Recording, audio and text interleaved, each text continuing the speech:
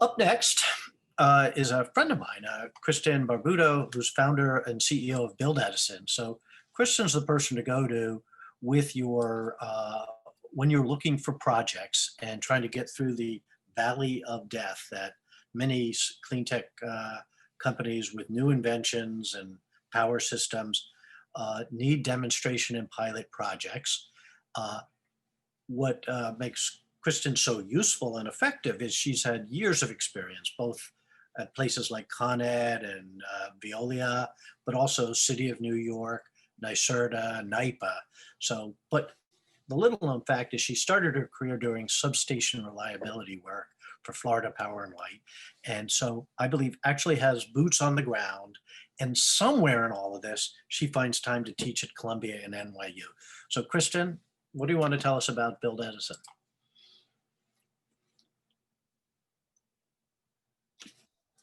As soon as I figure out how to unmute. Hi, I unmuted myself so I can actually do some talking. Thank you so much. Tom, it's a pleasure to be here today. Peter, thank you so much for the invitation to be part of Wall Street Green again this year from my living room. And a pleasure being here with all the other panelists. This has been a really, really fun discussion. And I feel like I've been taking notes on all the other panelists and I have like things I want to talk to you about with all of you. So really, really great group. Anyway, let me tell you a little bit about Build Edison and myself and with a bit of focus on the built environment. So I started Build Edison after, as Tom, as you mentioned, I've had a career in several areas of energy. Started out at utilities in the grid, distribution level grid, doing substation engineering. And then over the last quarter century have evolved to not only doing things from the distribution grid perspective, but how it directly connects to the customer. And then from there, from the customer, how that has evolved in the last couple of decades to many different innovations in areas such as EV charging and most recently, and also everything that has to do with renewables and the built environment, storage now. So where I think about Build Edison is our mission is to build a cleaner, smarter, and empowered energy future by advancing the adoption of innovative technologies. One thread that I saw throughout my career in both public and private sector was that I worked a lot with trying to get innovative or new solutions to market or into the infrastructure. And that seemed to be a bit of difficulty, especially with solutions that have a CapEx component to them. So Jessica, again, to your point, I was very, very glad to hear some of your finance solutions to address this for the commercial sector. And I think that some of the developers and others on the panel are probably thinking about that portion of how to solve that problem as well. What we do is we look at solutions from a commercial growth standpoint. So if you think about clean techs, they face unique challenges in that their growth from technology solution to commercial viability is very often with capital intense solutions, complex regulatory environments, and long sales cycles with potentially risk averse end customers. So, but if you think about what's really needed in this energy transition is that clean tech solutions are definitely part of the critical infrastructure needs to achieve energy and climate goals that are established everywhere now. So that's really where we play. And in tackling this valley of death, as Tom mentioned, if you're familiar with the innovation adoption curve, you think about dollars, I'm going to do this your way, I think, dollars on the y-axis and time on the x. So as you have more and more investment dollars for brand new types of technology and solutions and its research phases, that's largely coming from governments and the form of grants. And then those start to slide off as time goes by. And you're looking at dollars over on the other side of this over time coming from eventually sales and commercial and revenues, but in the middle there from equity investors. It's that valley of death in the middle where companies or their solutions tend to have, especially if they're CapEx heavy, tend to have issues trying to get across that valley of death as they're finding it difficult to capitalize both their teams and their technologies from demonstration or first early commercial projects in order to get the customer base almost and sometimes required by investors to feel comfortable with what's going to happen with the down the line um, revenue and growth projections. So since I have had over time a lot of experience developing both utility and government programs to address right like squarely at that point of the valley of death and the innovation adoption curve is specifically in energy. I felt like there's a business here, and so that's where Build Edison was born. So the areas that we focus in on are not surprisingly areas that I've had experience with and our team has had experience with over time. So think about it from distribution grid to meter to what connects to that meter and the interconnection there. So think about it from basically the distribution side on either side of the meter. That means really smart grid. And then on the other side, you're thinking about renewables and storage, mobility and EV infrastructure, charging, and built environment. So that's where I'll focus some of the discussion today on where we see work for the future of the built environment. So one thing that I'll note is that because of so much change, as many of the panelists have discussed over the last, I'll say 2 decades, from deregulation of the utilities, is that there's definitely a nexus point for utility to customer that has been growing ever since.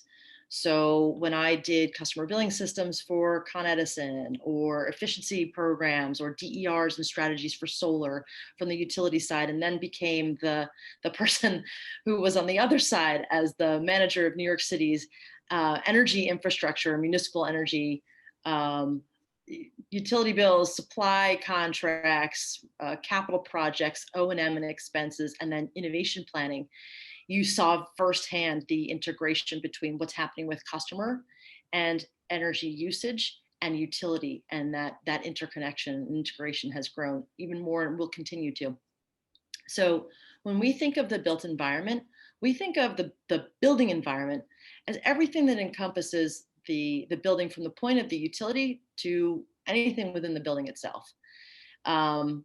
What is especially notable for the built environment from a climate change perspective and some of those goals is that through residential and commercial buildings, it accounts for 40% of all energy usage in the US. Now let's take a look at urban environments. That number goes up to almost 70%. So if you're thinking about GHG or carbon emissions from a climate standpoint, a lot of that is coming from the buildings themselves.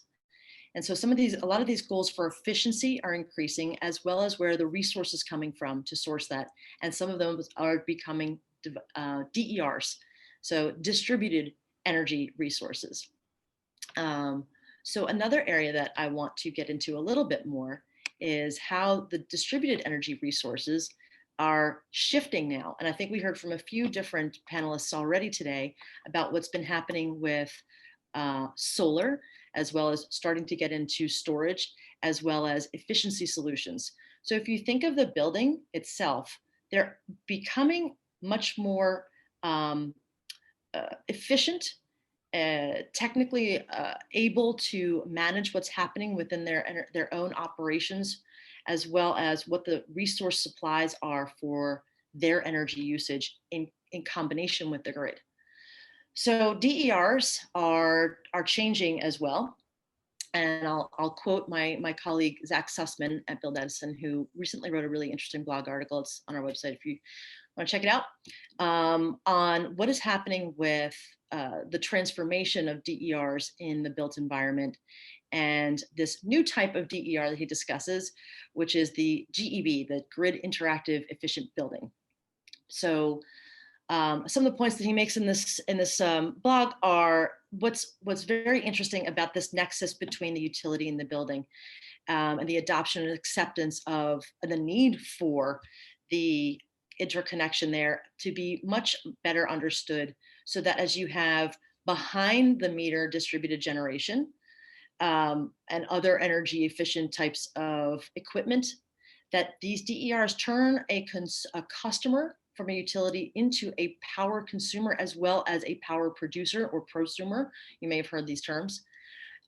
There's a lot of new technologies that are needed in order to address these types of goals that are not only being impressed upon from the state level and from a climate level, but also taking a look at things like in New York City, Local Law 97, which requires changes for building owners and their GHG emissions. And I think that we're going to see more and more of that adoption happening. Just as a last point before we get to a couple other questions, if there may be any, or thoughts, is how important it is to think of this in the built environment or any clean technology as a financial innovation as well as an operational innovation. So often we see that in order to get these projects done from demonstration to scale is that you're talking to not just the facilities teams at these buildings or other fleet owners, whatever it might be, but also the CFOs who are trying to understand how to do this. So financial innovation and operational innovation are two key themes that we see here that we work with. And a last note from a COVID perspective, I think that it is imperative that we have, and what COVID has shown us is how important our infrastructure really is and how much it's changing. So to be adaptable to that, we still need to find ways to invest in innovation, and that there's a lot of value to be scooped up at the bottom of that valley of death if you are actually appropriately and thinking about your product, your services in terms of the needs of the external customer or the market itself that you're serving. I tell a joke that, it's maybe not a joke, but. Why don't we jump in with some questions? Yeah, sure. Thank you for helping companies get across so that their products can get to market. What type of companies should be reaching out to you to hire your services?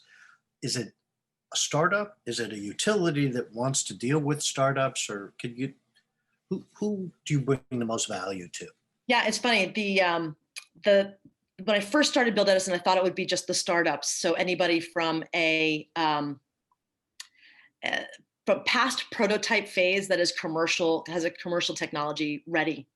But might be still early stage. However, what we found was that we wind up working a lot with governments, investors, and utilities who have a vested interest in seeing some of these new technologies actually get to market, either within that they've invested in them, or they have projects that they want to develop, or they have growth that they want to see start to emerge from basically beyond just the product into a commercial growth. So it's evolved, and I'm very happy about that.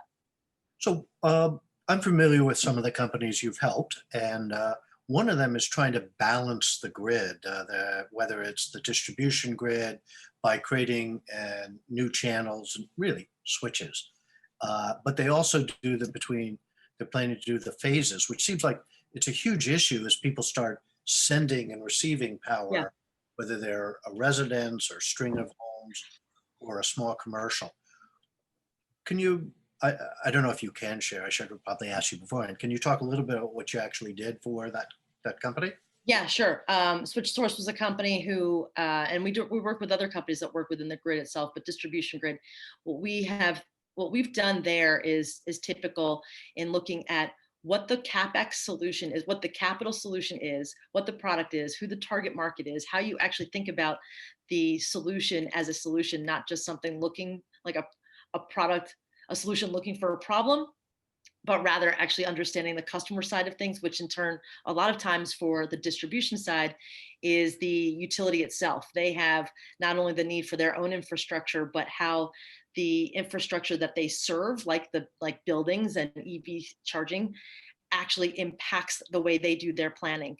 So where I would make an observation that what's been very interesting about clean tech and clean tech investment is that probably around the 2008 timeframe, when clean tech investment started to get bigger, was right around the time of tech boom. And I think a lot of investors were thinking about clean tech in the same way they thought of tech investment, like, great, it's tech, but clean. This should be like even better. But the path to customer and those types of customers are really different. So understanding that path, like we did with Switch Source and other companies that we work with that are in the built environment as well, not just a distribution infrastructure, is very important to understand that. Excellent. Well, you bring great value to companies and in dealing with something they have to deal with, which is the Yeah, utility.